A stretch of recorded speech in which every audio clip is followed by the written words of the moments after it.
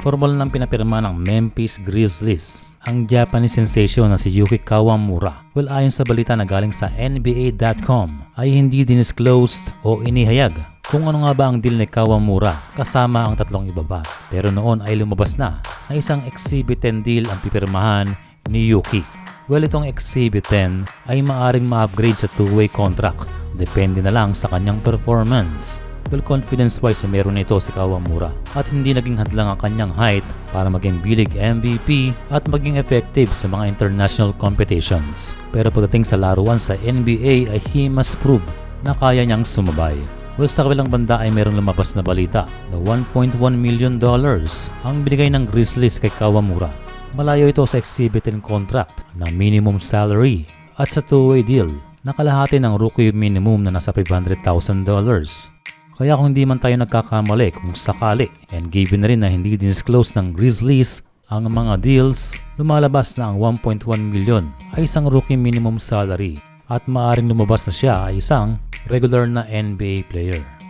Pero again, wala namang announcement na ganyan. Kaya inaasahan pa rin na Exhibit 10 contract ang pinirmahan ni Yuki. Noong isang araw ay nagsimula na ang mga preseason games ng bagong team ni Kai Sotto na Koshigaya Alpas. Doon ay pinakita ni Kai na kailangan ng kanyang serbisyo ng bagong team na ito sa B1. Well, nung nakaraang season ay nakipagsabayan naman ito sa Shiga Lake Stars na hinirang na kampiyon sa B2.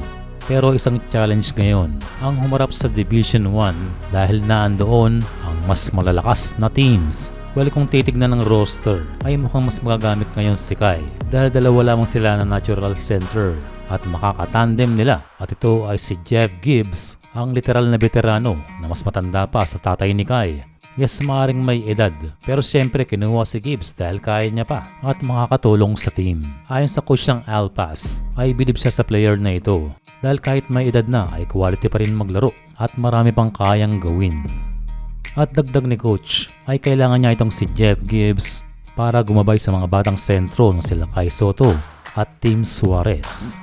So kita natin dito sa B-League na ability at skills ang tinitignan kaya nakakatrabaho ang mga able pa na players. And for Kai Sotto, he is able na ipakita ang kanyang presensya sa ilalim and he may get better minutes kaysa sa kanyang dating team na Yokohama Big Corsairs. Well, a good choice para sa kampo ni Kai. Hindi man napunta ang ating kababayan sa top team sa B-League pero ang paglalaro sa Koshigaya Alpas ay magbibigay sa kanya ng mas magandang opportunity. Again, for Kai, pansin lang natin na parang lumapat ito at tila mas mabigat kaysa last year. Pero malaking bagay ang kanyang off-season training na kung saan ay pinaghahandaan ng ating kababayan ang kanyang pagbabalik sa Japan B-League.